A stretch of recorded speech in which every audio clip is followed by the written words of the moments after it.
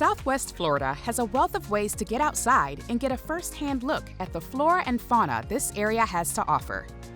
First up is the Naples Botanical Garden, where each section allows you to experience this subtropical growing zone with plants from all over the world.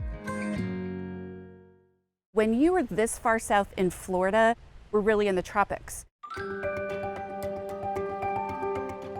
There's never a time that there isn't something blooming in Naples and in our garden. This garden overall is almost 200 acres. So about half of that is our display gardens, beautiful spaces with pathways and walkways, benches to relax, beautiful spaces for you to sit and reflect and enjoy. Here in the Brazilian garden, you'll see a mosaic by Roberto Burle Marx. The garden is really designed to complement and reflect that artwork. In our Caribbean garden, you'll find the plants that grow there. You'll find the fruits and the other foods that are eaten all around the Caribbean. Our Asian garden is much different than the Japanese garden further north. Southern China, the Philippines, Vietnam, those areas have the very tropical climate. And so that's what you see reflected in our Asian garden. You'll see the temples and reflections of the architecture that are important in that part of the world, but also the amazing trees and flowering plants that inspire a lot of the art that you might see in museums all over the world.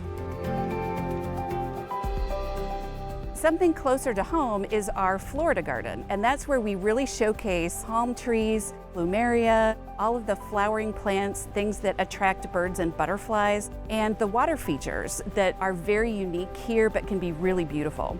Many people comment on the beauty of our garden when they come here. It gives them a quiet, wonderful place to unplug, to reflect, to exercise, to join up with friends.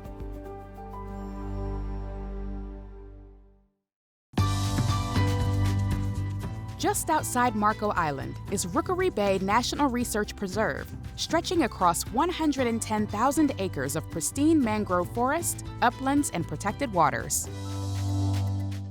Rookery Bay is a National Estuarine Research Reserve, and it's one of these wonderful spots where you get to have science along with public education and then just the fun of getting out and enjoying the outdoors here in Florida. You have touch tanks and all sorts of family-friendly activities inside. You have trails that you can hike on, and then you can get out in the water and actually get a tour where you're not only enjoying the outdoors, but you're learning about it.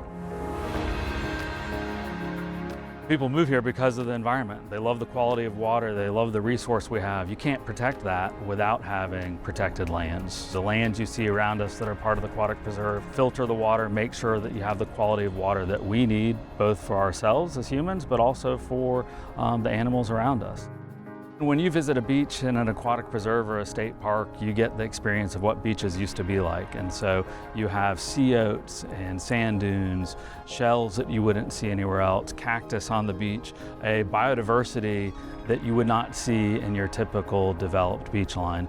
And it's a wonderful experience to get to see the world the way it used to be and the way we want to be able to always keep it for future generations. Every day we've got nearly 4,000 staff working to protect the environment here in Florida. You get to meet some of them out on the water here when you take a tour. You get to meet them here at the touch tanks. Seeing their passion for protecting our resources, and every one of them has a unique story about what made them excited about the environment, what made them want to get into this profession, and that is incredibly gratifying.